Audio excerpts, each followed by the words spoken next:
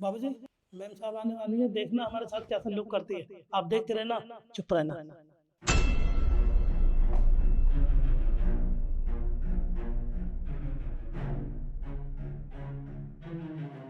ये क्या भीड़ लगा रखी है तुमने मेरे ऑफिस में?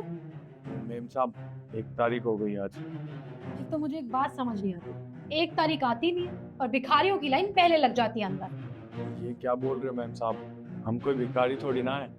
अरे हम इस कंपनी में काम करते हैं और 1 महीना मेहनत करते हैं, जब जाके हमें हमारी तनख्वाह मिलती है।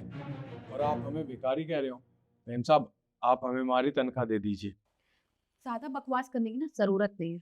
मुझे बहुत अच्छे से पता है कि सैलरी का टाइम कब होता है और किसको कब कितनी देनी है। रुको जरा।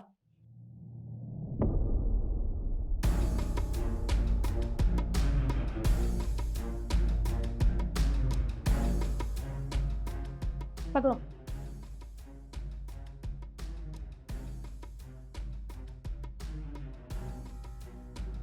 ये क्या मैम साहब, हमारी तनख्वाह तो 15,000 है, आपने सिर्फ 7,000 रुपये दिए हमें।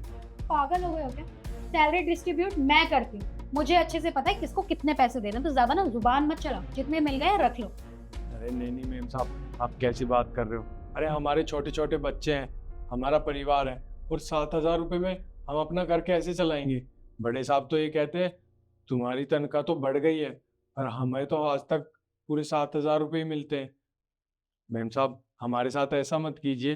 तुम्हारा या तुम्हारे बच्चों का ठेका हमने नहीं दे रखा। जितनी सैलरी आती है उतनी मैंने तुम्हें दे दिया, तो मुझसे जुबान लड़ाने की कोशिश भी मत करना दोबारा। अरे भैया आप चुप लगाओ। मैम साहब इनकी तरफ से मैं आपको सॉरी मांग रहा हूँ, आप मेरी सैलरी दे दीजिए। अरे एक बार नहीं मांग सकते क्या? बार बार मांग रहे हो। मेरे पास ना इतना टाइम नहीं है तुम जैसे भिखारियों के लिए।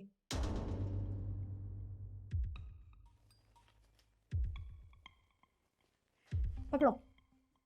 हाँ हाँ, तुम्हें भी दे रही हूँ, फिर मांगोगे वरना। पकड़ो।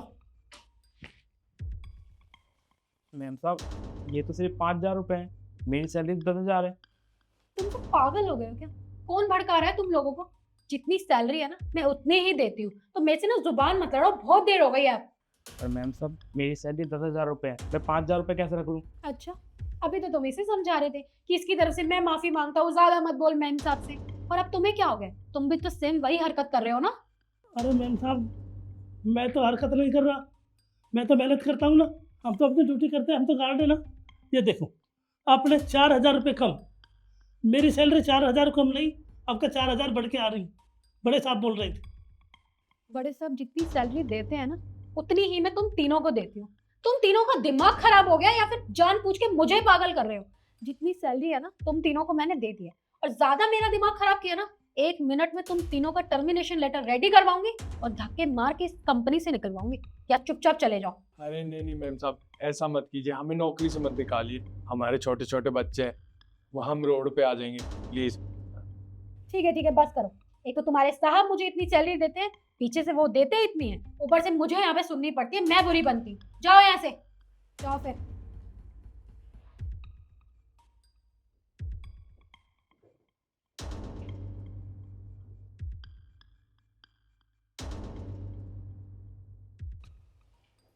ये 2 कौड़ी के लोग नहीं है, मुझसे जुबान लड़ाते हैं। मेरा बस चले ना कि मार कर निकालो उन लोगों को। मूड खराब कर दिया। Miss issue. हाय सर, कैसे हैं आप? मैं ठीक हूँ भाई, तुम बताओ तुम कैसी हो? मैं भी ठीक हूँ। अच्छा गुड। और मैनेजर की पोस्ट मिलने के बाद कैसा लग रहा है तुम्हें? सर सच बताऊँ तो बहुत अच्छा लग रहा है। आपको पता है, जब से मैं मैनेजर बनी हूँ ना बहुत दिल लगा के काम करती हूँ। इतनी मेहनत करती हूँ कि रात को 9-9 10-10 बजे घर जाती हूँ ताकि कुछ काम ना रह जाए, अच्छे से सब कुछ कर सकूँ। दैट्स गुड, मुझे अच्छा लगा सुनकर। अच्छा तुम मुझे एक बात बताओ, वो जो अपने एम्प्लॉयज हैं सभी, उनकी सैलरी दे दी तुमने? यस सर, उनकी सैलरी मैं टाइम से पहले दे देती हूँ। और आपको एक बात बताऊँ, जिनकी कम सैलरी है ना, जैसे ये गार्ड हो गए हमारे और ये ड्राइवर वगैरह, इनकी थोड़ी कम सैलरी है, तो उनको मैं अपनी सैलरी में से दे देती हूँ, क्योंकि मुझे ना अच्छा नहीं लगता। महंगाई का ज़माना है, उनका कहाँ इतनी सी सैलरी से गुजारा होता होगा। Ishu, you are so kind hearted. मैंने कभी सोचा नहीं था कि तुम इतनी अच्छी हो। भाई जिन एम्प्लॉयज़ की सैलरी कम है तुम उनको अपनी सैलरी में से ऐड ऑन करके दे देती हो। मुझे सच में बहुत अच्छा लगा सुनकर। पर इशू, मैं तुम्हें एक बात बोलूँगा, अगर तुम्हें ऐसा लगता है कि किसी एम्प्लॉय की सैलरी कम है तो तुम मुझे बता दो, मैं उसकी सैलरी इंक्रीमेंट कर दूंगा। तुम अपनी सैलरी मत दिया, ठीक है? जी सर, मैं आगे से ध्यान रखूंगी और आपको सब बता दूंगी। हाँ, तुम आगे से ध्यान रखना, पर आगे से तुम ये सब चीज़ बताने के लिए इस कंपनी में नहीं रहोगे। Sorry sir. मैंने कहा कि आगे से ये सब बताने के लिए तुम इस कंपनी में नहीं रहोगे। कंपनी में नहीं रहूंगी मतलब सर, आप मेरा प्रमोशन कर रहे हैं, किसी दूसरी कंपनी में भेज रहे हैं? मैं तुम्हें इस कंपनी से निकाल रहा हूँ। पर सर मैंने क्या किया? अभी तो आपने बताया कि मैं इतनी अच्छी हूँ, एम्प्लॉइज के बारे में इतना सोचती हूँ, उसके बाद भी आप मुझे कंपनी से निकाल रहे हैं। सर कोई बात हो गई है, मुझसे कोई गलती हो गई है? ईशु, इतना शरीफ बनने का नाटक मत करो। मैं अच्छे से जानता हूँ तुम्हारी सारी सच्चाई क्या है। शायद तुम भूल गई हो और तुमने ध्यान नहीं दिया होगा कि अभी कुछ देर पहले जितने भी एम्प्लॉयज़ तुम्हारे सामने खड़े थे, जैसे गार्ड अंकल, ड्राइवर, प्यून, सब तुम्हारे सामने खड़े थे, पर तुम अपनी पोजीशन के घमंड में इतनी चोर थी कि तुम ये भी देखना भूल गई कि तुम्हारे सामने एक फ़ोन रखा था जिसमें वीडियो कॉल चल रही थी, और तुम्हारी सारी हरकतें मैंने खुद अपनी आंखों से देखी हैं। अब देखिए सर, मुझसे गलती हो गई। वो क्या है ना, मैं अपनी पोजीशन में इतनी अंधी हो गई थी कि मैंने सोचा क्यों ना उनका बेवकूफ़ बनाया जाए, उनकी सैलरी काट लूँगी तो वो मेरे आगे क्या ही कर सकते हैं, क्योंकि मैं इस कंपनी की मैनेजर हूँ। उन्हें डरा धमका दूँगी, जॉब से निकालने की धमकी दूँगी, तो वो आपसे कुछ नहीं कहेंगे और उनसे पैसे ऐंठ लूँगी। सर मैं मानती हूँ, मुझसे गलती हो गई, प्लीज़ मुझे माफ़ कर दीजिए। ईशु, गलती तुमसे नहीं, गलती तो मुझसे हुई है जो मैंने तुम्हें इस कंपनी की मैनेजर बना। अगर मुझे पता होता ना कि तुम ये सब करती हो तो मैं तुम्हें कभी मैनेजर नहीं बनाता। ईशु, तुम मुझे एक बात बताओ, तुम्हें बिल्कुल भी शर्म नहीं आती? अरे तुम्हारी 1 लाख रुपए सैलरी है, अच्छा खासा तुम कमाती हो, किसी भी चीज़ की कमी नहीं है तुम्हारे पास, और तुम क्या कर रही हो? अरे गरीब लोग हैं और तुम इनकी सैलरी काट रही हो।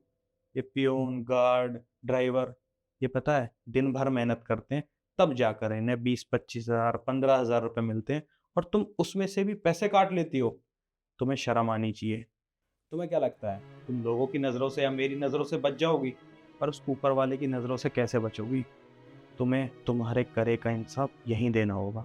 वो कहते हैं ना कि चोरी का माल मोरी में ही जाता है। तुम कितना भी बचा लो, कुछ भी कर लो, इंसाफ यहीं होता है। और हाँ ईशु, मैं तुम्हें एक एडवाइस दूंगा कि इस कंपनी से जाने के बाद तुम जिस भी कंपनी में जाओ तो वहाँ जाकर ये हरकतें मत कर, शायद तुम्हारा फ्यूचर अच्छा हो। सर आप बिल्कुल ठीक कह रहे हैं, लेकिन प्लीज़ आप मुझे माफ़ कर दीजिए। मैं मानती हूँ मुझसे गलती हुई है, बस मुझे एक मौका दे दीजिए। ईशु, तुम्हें माफ़ कर दूँ और तुम फिर से वही हरकतें करोगी? मैं नहीं चाहता कि जो हरकत तुमने यहाँ पर करी है ना, वो फिर से दोबारा कभी कंपनी। इसलिए मैंने फ़ैसला ले लिया है कि अब तुम इस कंपनी में नहीं रहोगी, और मैंने सोच लिया है मैं अपना फ़ैसला नहीं बदलूंगा। तुम जा सकते हो यहाँ से, जाओ।